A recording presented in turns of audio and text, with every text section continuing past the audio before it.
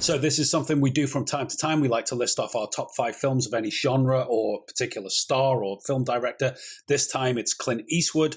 So let's start at the top at number 5. Let's take the screens away and see what we had. So I have gone for the 1988 movie Bird, which stars Forrest Whitaker as jazz legend Charlie Parker, the saxophonist. It's a little-known Clint Eastwood film. He doesn't star in it. He just directed it. But he is a massive jazz fan. And Charlie Parker is one of the biggest names in modern jazz. Kind of a tragic character, as a lot of people were in that world at that time. They were kind of like, drug addicts. And, there's that sort of line between genius and degenerate that is portrayed in the film. Obviously, Clint Eastwood's love of the music comes across in the film. It is a magnificent biopic. Forrest Whitaker is fantastic in it. The music is great. And it's one of my favorites. You ever seen this one?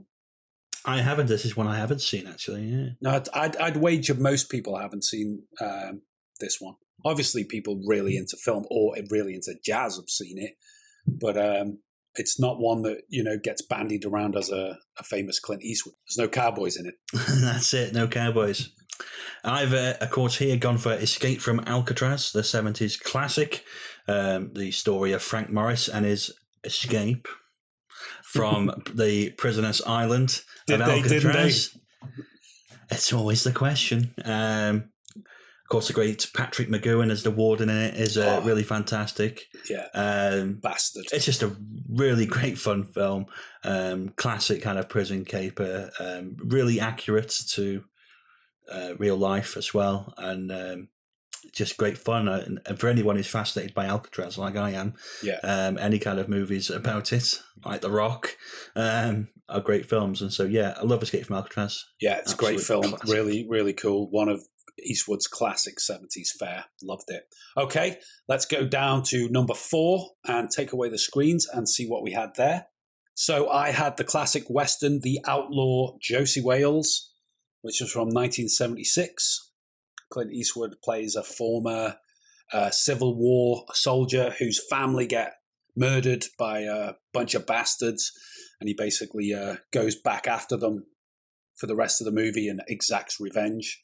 It's kind of a, typical Clint Eastwood formula in that I think, like we were mentioning earlier with Unforgiven, he has that younger kid that follows him around and stuff. Well, that was reminiscent of what happens with the kid in this one, because he's got the kid with him for a lot of this until he gets shot. The kid that keeps saying to him, "Whoop them again, Josie." Absolutely love it. It is a classic. I mean, I grew up with Clint Eastwood films on telly all the time. I probably watched most of his films from being put on telly at that time, of which most of them are Westerns, of which I'd say Outlaw Josie Wales is one of the best ones. Yeah, it's a really good one, and it's one that evolved a little bit for him in the 70s, wasn't it? And took it a bit forward a bit more. I've here gone for $1 Million Baby from 2004. Really heartbreaking film, really. Obviously, lots of nominations and awards for this film. It's very well received at the time. I just think it's an amazing performance from him. This is where we're starting to get the kind of emotional, older, wiser Clint Eastwood. Obviously, great performances from Morgan Freeman and Hilary Swank, of course. Of course. As Maggie. I think she won the Best Actress for that. Yeah. At the Academy Awards. Rightly so. It's a brilliant rightly film. so. Like you said, it's a goddamn tearjerker.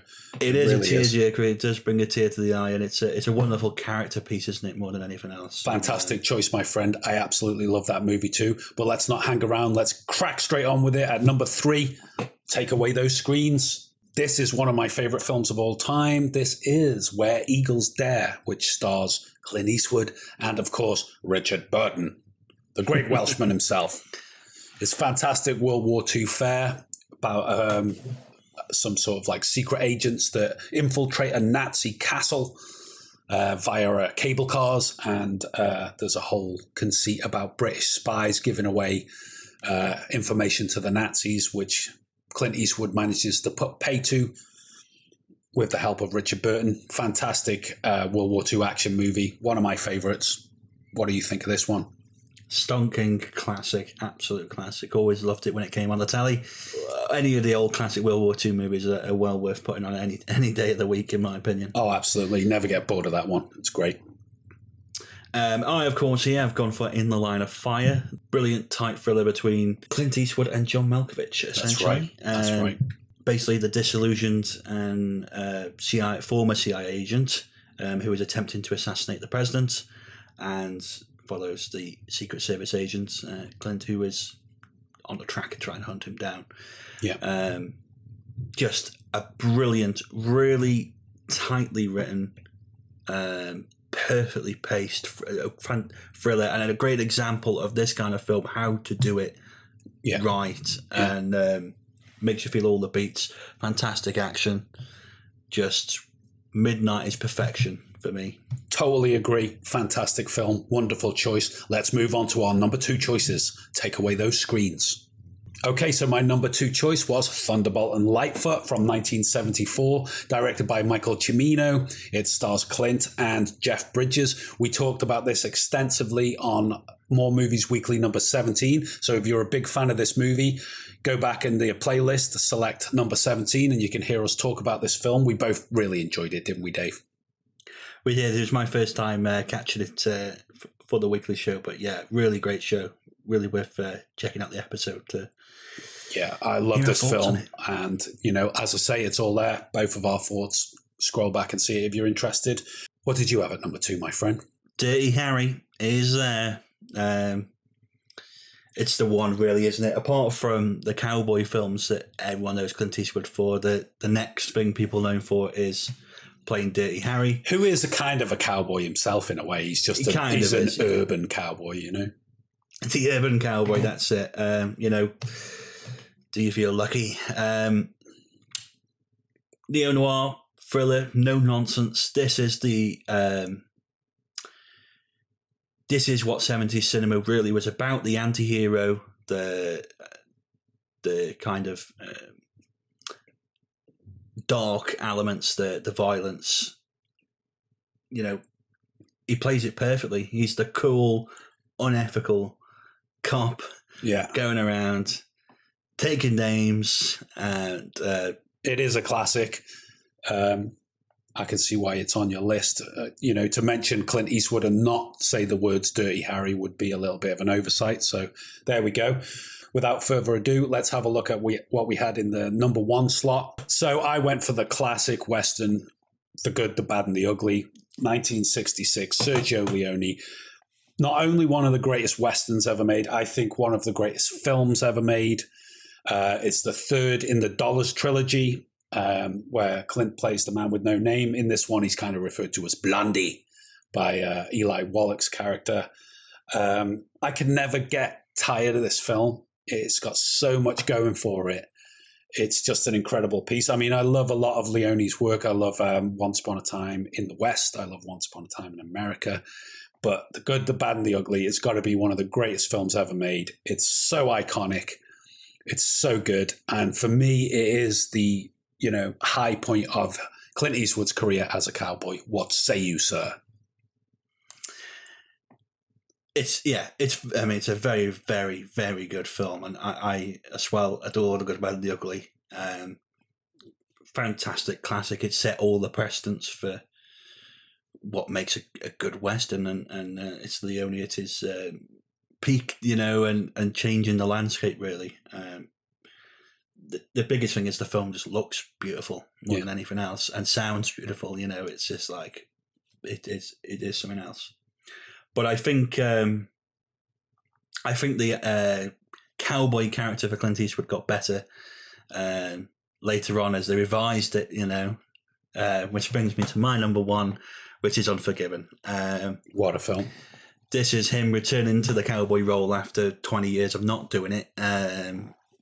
Kind of, and deciding to reinterpret it and revise the kind of elements and create a much darker, a much grittier, much more down to earth cowboy movie much bigger production values. And of course, we've got Clint Eastwood, Gene Hackman, Morgan Freeman, and Richard Harris just blowing away the screen. It's William Money he plays, aging outlaw, taking on one more job. After being out in the cold. So if he'd done Cry Macho at that sort of age, I think it would have worked a little bit perfect. better. Yeah, exactly. Because he's old enough then. He's bloody old then, but he's old as the hills now. Literally, it's him, directing and starring in this one. Yeah, won a lot of Oscars, I think, as well.